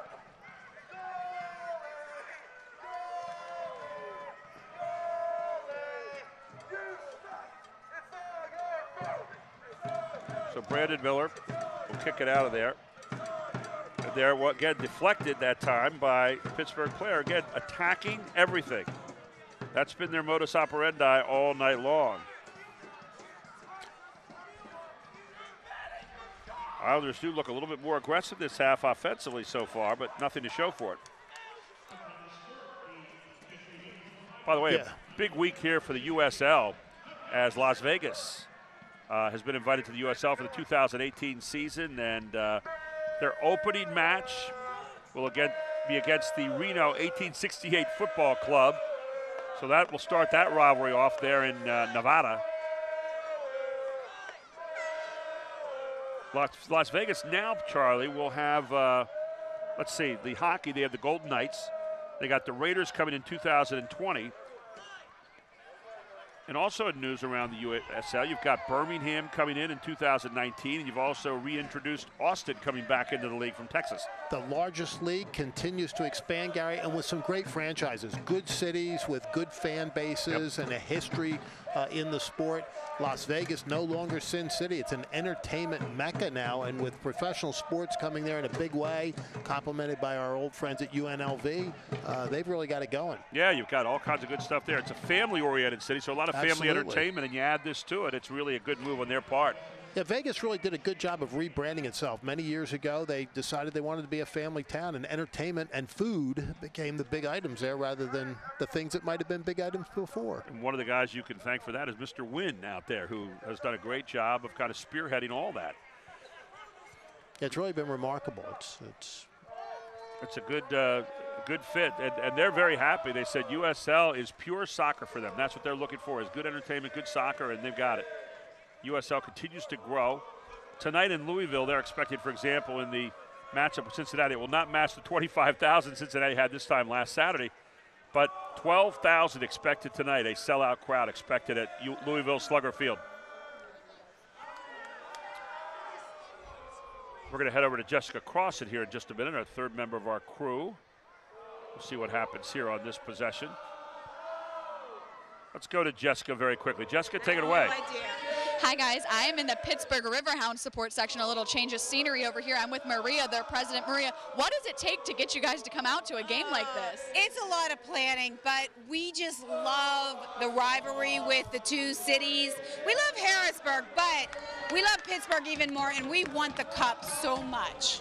Absolutely. We can feel that energy out here for sure. Back to you guys. Well, they're on their way to it so far here. They're up 2-0, so they're 2 goals closer to it. For the Islanders to win that cup tonight, they'd have to score 4 goals here in the next. I'm not betting on that, Gary. you're not putting your whole salary on that tonight? I'll put my winnings from the Powerball tonight on it. How's that? Here's another yellow card, and there's Mr. Thomas, third in the league. He's moving up. He picks up his 9th yellow card of the season, does Jamie Thomas. And again, will never wilt away from a confrontation. Doesn't back down. You know, Gary, I'm wondering if Las Vegas is going to have an indoor playing site. I just checked the weather. Right now, 105 degrees in Las Vegas. I cannot imagine. You know, it's got to be 150 and 120 down on the pitch. And you know the USL rule for that, for the breaks they have to take. It'd be like you'd have breaks all game, and the game might break out every now and then. The game would last 2 minutes. You have to have a break. So I'm sure they're going to. My friends say, "Oh, it's dry heat. It's heat." Dry heat, yeah. Heat is heat.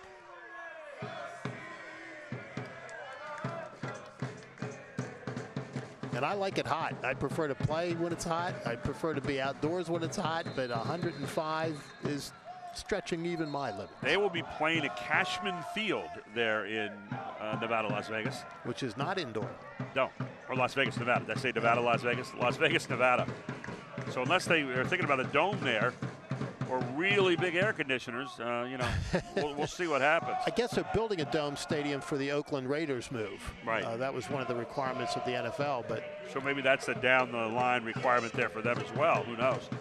So we have a new player coming in the game now. It looks like Cardell Bembo is in there. And that's who it is. Cardell Bembo, welcome back. Speed and quickness, Gary. We talked about that a moment ago. You certainly get that in Cardell Bembo, who has been a playmaker for this side recently. You and I have talked about him during the course of the season, not just in scoring, but in setup and getting the ball to the right place and assists. He has been dynamite during the course of this season. It's good to have him back in there. He's a catalyst for their offense and a spark plug. He adds a dimension that they don't have when he's not on the field. He had a hamstring pull, I think, a pretty bad one, and so we'll see now if Bembo is able to make something go here. Yeah, he battled that hamstring problem through a couple of matches, Gary, but played through it. And then more recently hasn't had the PT that he had, and you got to suspect that it's still bothering him. Had a real stretch of that thing, and we saw him go down. But during that stretch where they were playing so well, Cardell Bembo was an integral part of what they were doing. Here again, lots of ball handling, close in, cross far side. You're going to get a chance right here to kick it. Instead, they're going to kick it across the level, and now the official they're going to give him a corner. Boy, that was hesitation again by the official. So corner kick. They'll quickly try to get it in over there, as they'll give it to Parks, who's done a little bit of everything so far tonight. It's only the second corner kick of the night, so there haven't been a lot of these. You've got Kerr and Herzog sitting here on the far side. You'll see team break out right here, and Miller plays it easily this time. No threat. Yeah, Bembo has been, as you said, Gary, a decisive player for Harrisburg, and in that most recent homestand had a season highlights reel goal. Just a terrific play by Cardell Bembo. I'll tell you what tonight, when you watch this match, the defensive challenging, everything is just absolutely contested, has changed the entire way tonight that the Islanders have had to use their offense. The other night you had a Rochester team who's willing to sit back and let you pass and so forth and guard the middle. This team says we're going to make you change the rhythm of the way you're going to play offensively. Disruptive is the best way of describing that, Gary, and when you're able to do that without sacrificing anything, you change the nature of the game, you change the flow of the game, and it clearly has bothered Harrisburg. They haven't been able on either ends of the field to get the continuity and the flow that you want to get in the match anytime. It's been disorganized on defense, and the offense hasn't flowed the way you want. It hasn't been, even with their short passing game, bringing it upfield in the consistent pattern that you want to see. By the way, talking about the officiating tonight's been pretty good. Louis Arroyo, the referee, and the assistants have been Brandon Smith and Tyler Winoski.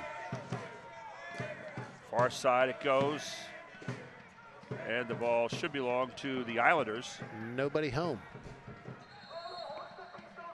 You see Siobhan Walsh there, known as Chevy.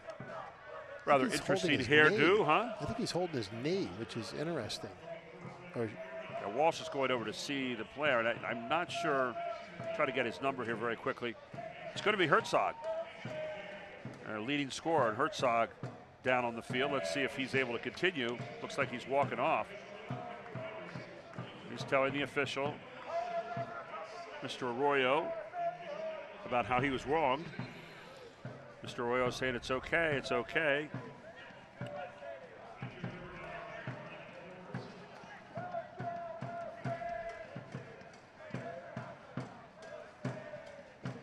Concur. So there goes Herzog off the field. He of the 7 goals. Although he's not scored either of the 2 here tonight so far. They've been done by Siobhan Walsh and Romeo Parks.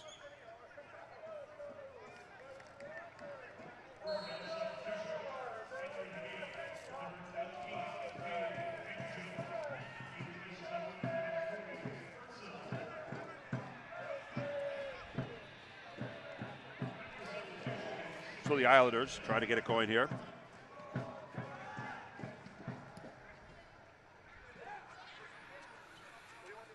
Talk a little bit about the head coach, too, of Pittsburgh here, Charlie. You know a little something of him. Great player and a phenomenal coach, Gary. I played a couple of years ahead of him. He's a little younger than I am, at Messiah College, where he starred both as an athlete and then later as a coach, first as an assistant to Leighton Shoemaker, the legendary and late, unfortunately, Leighton Shoemaker, and then became the head coach of Messiah and had a string of NCAA championships, which was the greatest string of NCAA championships at any level in any sport in the history of the NCAA. Talking, of course, about Dave Brandt here tonight, who is the head coach for the Riverhounds. On the other side, Bill Betcher, the only coach that the Islanders have ever known for 13 years. And Dave Brandt, in his second season at Pittsburgh, prior to that, was at the United States Naval Academy, the stint that he took between his coaching at Division III Messiah and the Pittsburgh Riverhounds. Ball far side, Siobhan Walsh over there trying to wait for it. So Walsh has one of the 2 goals here tonight. Romeo Parks with the other one. Walsh's goal, kind of a 1-on-0 after a misplayed ball by Brandon Miller, right out at the edge of the box. And if Romeo Parks was the guy that was the whirling dervish in the first half, it's been Siobhan Walsh the second half all over the place. Walsh has looked good, Gary.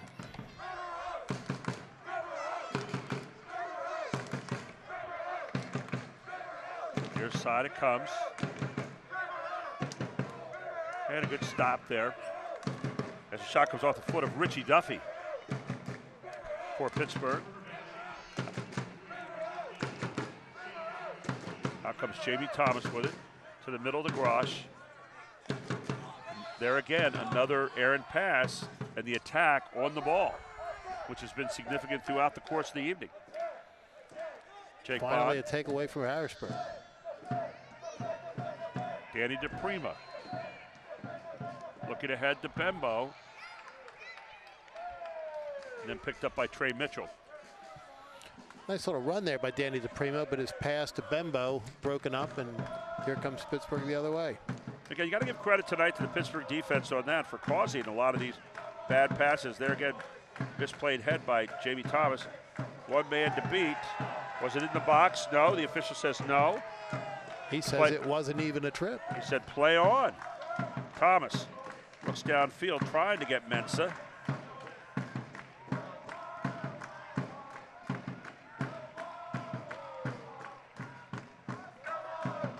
2-0 here as we're in the 70th minute of this match.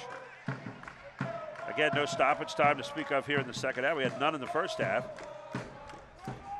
So the Islanders, talk about sense of urgency, need to find a way now to hit the net a few times. Wilson, near side, Bembo, one man to beat. Bembo does it, and then kicked across the end line. It should be a corner, I would think. Down here on the near side, Gary, a corner kick for Harrisburg. I think it's only their second of the match. Second of the match, and it says a throw in. It was down. We could not quite see if it went across the end line of the side, touch line. So the ball stays with the Islanders here. It will be a throw in again as Mendoza will do the honors.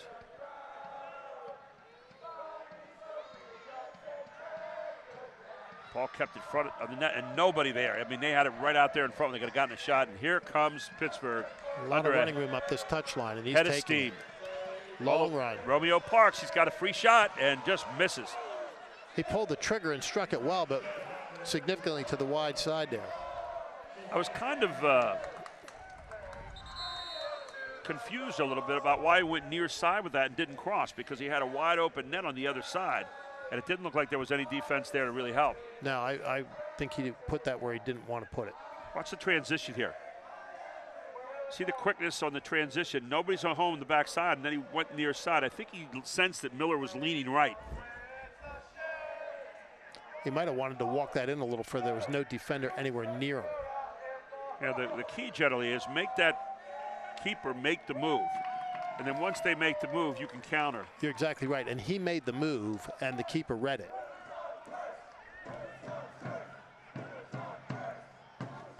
you saw him coming full sprint and then stutter step, and that's where DePrima chased it down, trying to touch the pass off. There was Mensah. It's stolen away again. It's sent all the way back downfield here.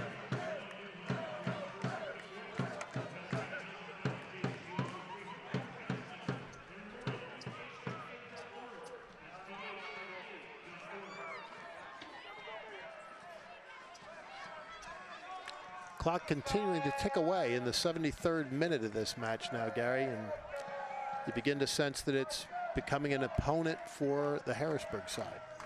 Big opponent, and on the other side, if you're Pittsburgh, it's stay on the aggressive pedal they've been on this whole match. Bembo again. Bembo tries to make a move. Bembo right out in front has it taken away for a moment. Grosh with a look.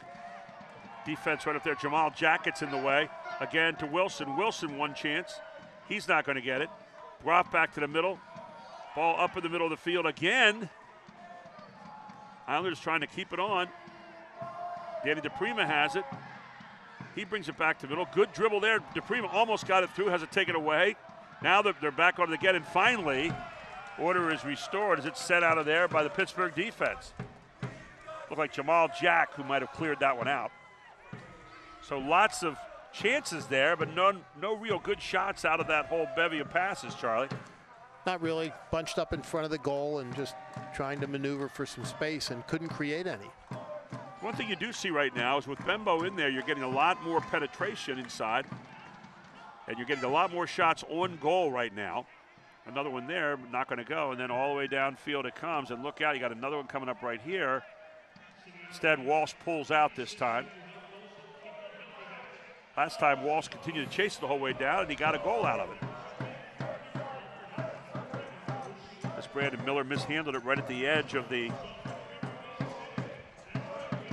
penalty area. Be interesting to see now if Pittsburgh changes any of their style, starts to sit back a little bit more to protect that 2-0 lead. By the way, the Islanders head from here back out on the road Wednesday. A tough one there at Louisville, who they beat earlier this in July. Actually, in June 24th, they beat 1-0. They beat Louisville. A huge win, one of the biggest ones of the year. That was a huge win. That was one of their best matches of the season, Gary. We were here to call it, and they looked so good that night against a premier team. And here you go. It's going to be one-on-one again. Great job by Miller at getting out there. Great save. Got the hand up, but again, just a misplayed defensive ball down here. As in there trying to score was Kay Banjo. Kay Banjo, who was in there and got the good shot. Watch this. As Thomas slid in there trying to take it away, and now you got one-on-one. And a good job by Miller, even though it's going to be a corner kick. Great job by Miller of forcing that corner instead of having a goal. Kay Banjo in here in the second half. Yeah, Brandon Miller made a good save on that, because otherwise it's 3-0. Just a terrible takeaway. A little flat move in here by off the corner. And high move far side. And there it is, right out in front. And again, right to the middle off the set piece. And it's Walsh again, hooking up here in minute number 76. So Walsh with his second goal of the night in the 76th minute. And a 3-0 lead now. And this is the most goals scored in a contest in this Keystone Derby series. Yeah, and it's really unfortunate, Gary. We talked about balls being delivered to that exact spot. It's always going to be trouble. And there it was on the doorstep.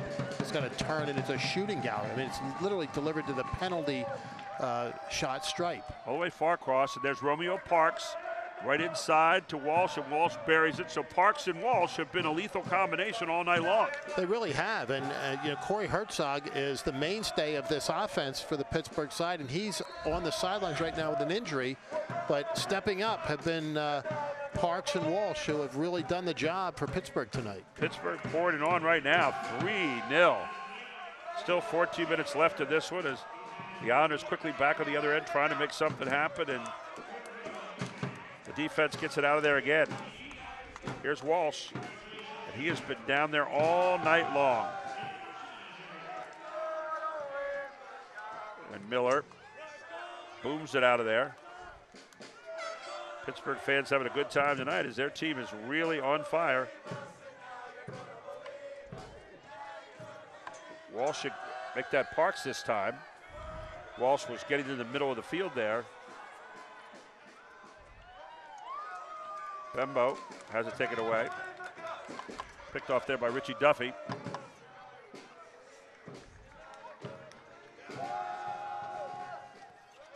Comes to Sudo. Finally, Thomas gets it. Thomas will bring it back to Nishanian. Nishanian near side to Bembo. Bembo tries to get something going down that near side. Off to John Grosh. Grosh, far side to Bond. Bond on a through ball.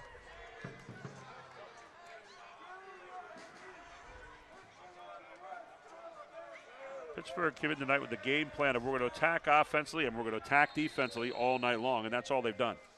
They've been very aggressive going after the ball, Gary. It's been very disruptive for the Harrisburg side. It's hurt them, and they just have never looked like they were cohesive and coordinated in the attack or on defense. It's just not been a good night for Harrisburg. And the scoreboard reflects it. So Mike Ola getting ready to come in there for the Islanders. Wearing number 13, and he'll check in for Mensa. Rapopa Mensa is out for the evening. So Mike Ola heads on into the middle, that forward spot.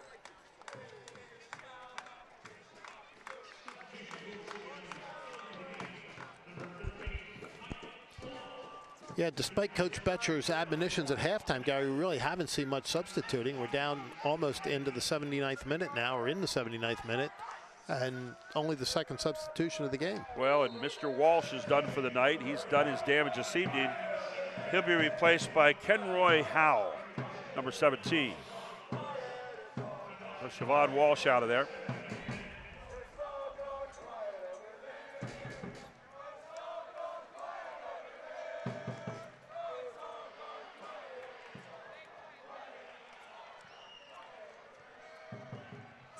Walsh, by the way, with 5 goals now in the season as a result of his 2 goals here tonight.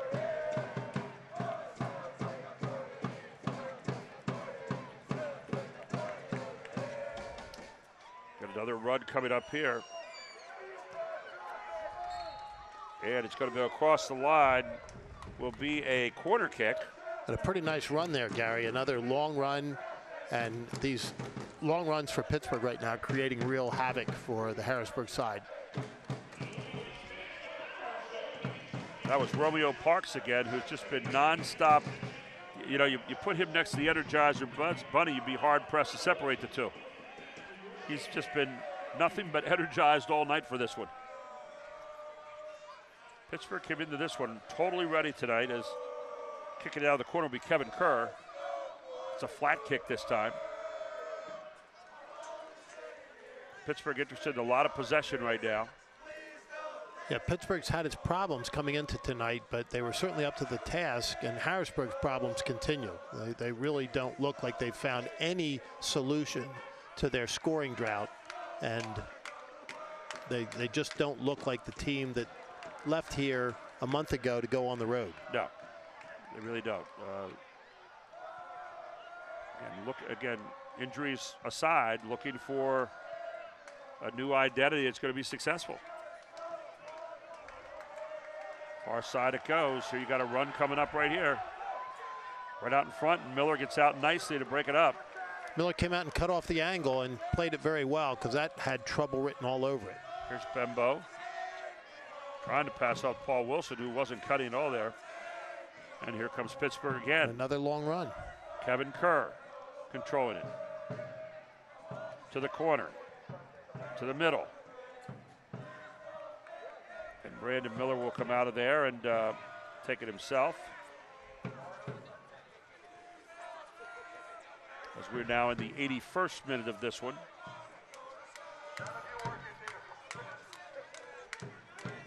Islanders need to find a score here just to get something going here in terms of the fact they can score again. This will be the 5th straight game if it remains this way that they have not had a chance to score. And if memory serves me, Gary, they didn't score in the last half of the match against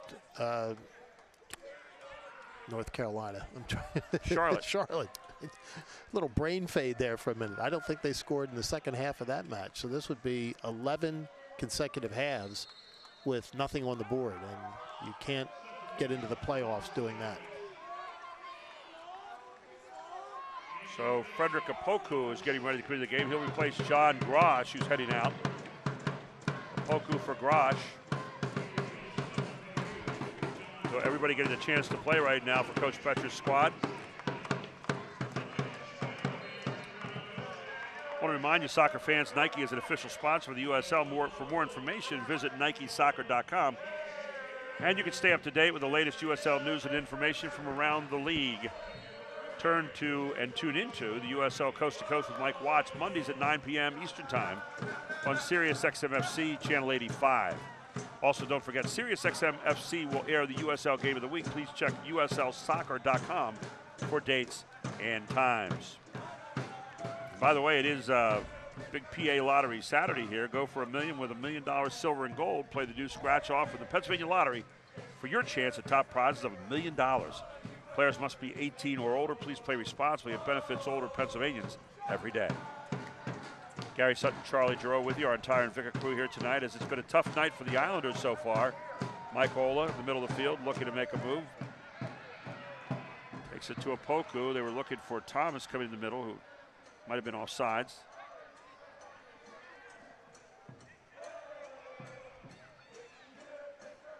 Bond tried to make the pass. Can't find his man. It's broken up there by Pittsburgh. Pittsburgh's defense tonight has really been sterling. They've just out-quicked the Islanders all evening long.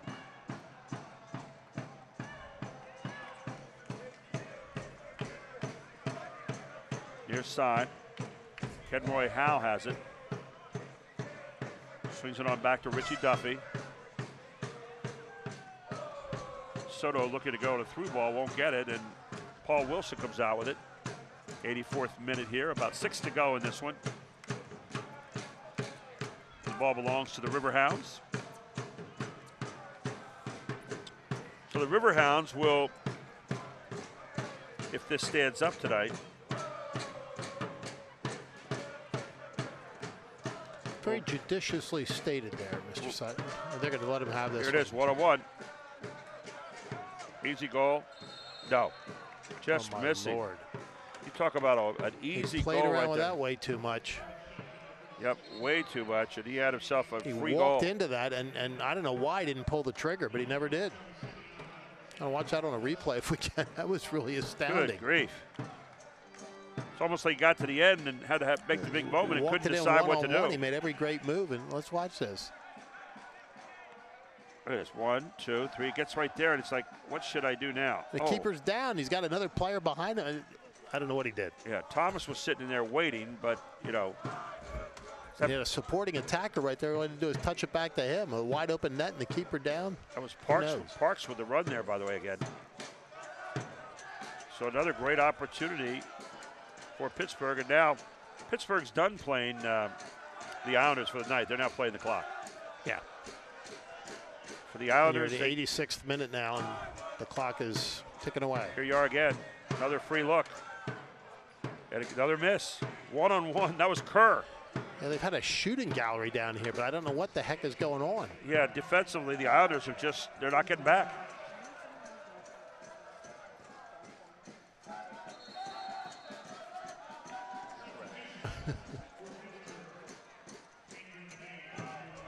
So the Islanders just not getting back right now. And now Romeo Parks is going to get a exit from the game. Well deserved. Played a great match. Did he and Vaughn were nothing short of outstanding tonight. As he goes out. New man coming in now. Be Shannon Gomez for him.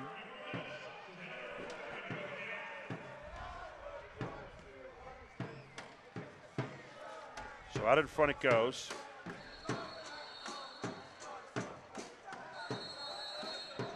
Get a card out of this one. That card's going to go, I believe, against Paul Wilson. Frustrating time here for the Islanders as they have had a good season, and then the last 5 games they've just kind of hit the skids. It's been tough. Yeah, they left here, Gary, on a very, very high note. That match against Charlotte was really, really well played against one of the premier teams. 1-1 draw. They go on the road, they lose 3 straight, don't score, come back here to home where they have played well throughout the season and can't put the ball in the net. You look at the East Division here, Charlotte, of course, at the top. Here's a set piece coming again. Headed out by Nashanian to Mendoza.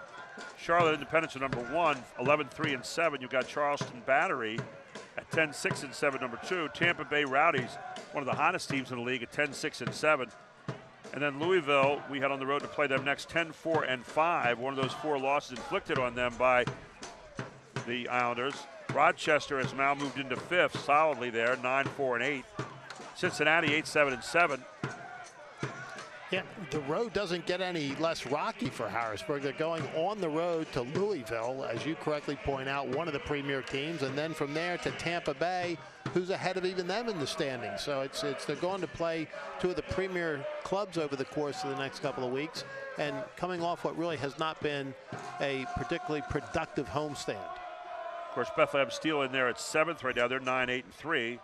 The New York Red Bulls. In fact, the 3 represents the lowest number of ties in this league this year for Bethlehem. New York Red Bulls locked in at 8-11-3 right now at 8. However, Pittsburgh with this win tonight will be 6-8-9, and they would move in there tie with the Red Bulls depending on what they do tonight. Yeah, we talked pre-match about the importance of picking up 3 points tonight. Both sides recognize that. Tonight was very, very important to both of these teams. Another free look by Parks. Another free look across the mountain. Swing back across, just missing. They've had 2 point-blank looks and 1 really good look. Yeah. It's been a shooting gallery down here. Yeah, it really has been. I mean, the truth of the matter is that Harrisburg's fortunate that there aren't at least 1 or 2 more scores up on the board. Here goes Benbow trying to get down there, and then Benbow, the little shot there with Jamal Jack. So the Islanders have it to get it in right now in the 89th minute of this one. Coming back to Thomas. Thomas to the Prima. And mercifully into the final minute of regulation, and I don't think there's going to be a tremendous amount of extra time tonight, Gary. A little bit perhaps, but not much. I don't know that there's any extra time in this one, this half. Off to the Shanian.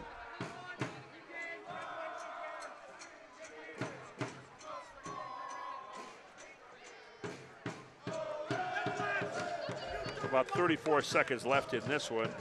Mendoza's going to give it a long look down toward the net.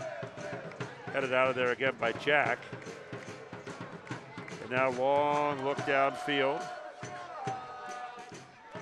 I don't know that they'll go for 1 more goal. Maybe they will.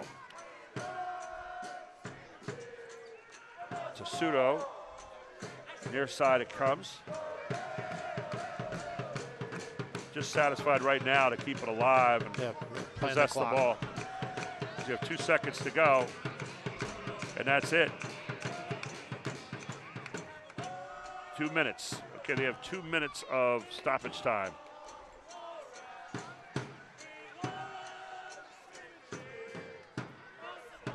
As Pittsburgh just putting on a little passing show right now. They had a long kick right across the line from Kenroy Howe, is way too high. So the Islanders will get it back as their Pittsburgh fans celebrating behind us here tonight, and a quiet City Islanders stadium here at the moment. Waiting for the fireworks afterward tonight. They were hoping for some on the field. But they saw them, unfortunately, not for the team that they wanted to see them from. Yeah, it just never materialized for Harrisburg tonight. And they've got to find the key to this lock, Gary, because they've gone now multiple matches with no scoring whatsoever. Good job there trying to find Wilson going on through, just could not force it to go. A goal kick coming out.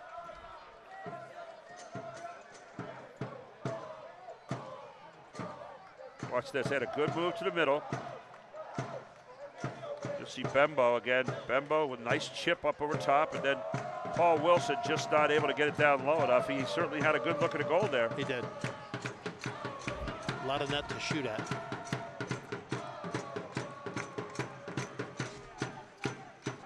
tough night tonight for Islander fans as Sudo puts it far side.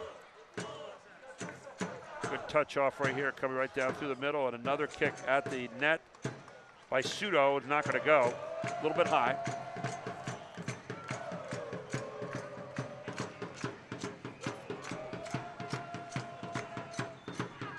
The Islanders will be back in town on Wednesday, September 6th after playing Louisville on August 23rd. They'll be against the Tampa Bay Rowdies, a great team. 6:30, that one will start on Wednesday as we get back into school time, and that'll be it for the match as Pittsburgh 3, the Islanders 0 here tonight, and tough evening here for the Islanders. We'll stay here just for the moment and close this one out, but when you watch this one tonight, Charlie, it was just, as you said, it never materialized at the beginning all the way through the match for the Islanders. Disappointing is the only word you can bring to the table, Gary. They were flat, and in my judgment, you know, I don't want to contradict the coach because he thought they started well. I thought they were flat from beginning to end, that they never really were able to put things together offensively, and their defense tonight struggled. Well, Dave Brand, of course, has to be really happy tonight for his Pittsburgh team, which now has moved into contention into that 8th spot with the 3 points they get for the win tonight. They also will win the Keystone Derby Cup here tonight, which the Islanders held from last year. So they'll be getting that out on the field here in just a moment. As they're standing over the far side, ready to bring the cup out. And you can see them over there holding it, bringing it out to present it to Pittsburgh, who will take it back to the Three Rivers City and protect it until next year. And hopefully the Islanders can take it back from them next year. Yeah, these little intrastate cups are really a lot of fun, Gary, and Pittsburgh takes it home this year. Harrisburg had it last year, so next year we'll get it back. Well, for all of us here tonight, we thank Josh Edwards and the Great Invicta crew for bringing you these pictures throughout the evening. The City Islanders will now go to 6, 12, and 6. On the other side, the Riverhounds 6, 8, and 9. And the Islanders, again, for the 5th straight game now, not able to score, so they're looking for some kind of new combination where they get that started again. Thanks to all of you for watching tonight. Thanks to Charlie Giroux here on color commentating tonight. Thanks to Josh Edwards, as I said, his crew. And we look forward to seeing you again very, very soon. Don't forget the next home match for the Islanders, Wednesday, September 6th against the Tampa Bay. That'll start at 6:30. For all of us here at FMB Field, thank you so much for joining us here tonight. Have a great evening, everyone. This copyrighted telecast of the United Soccer League may not be retransmitted, rebroadcast, or reproduced without the express written consent from the United Soccer League.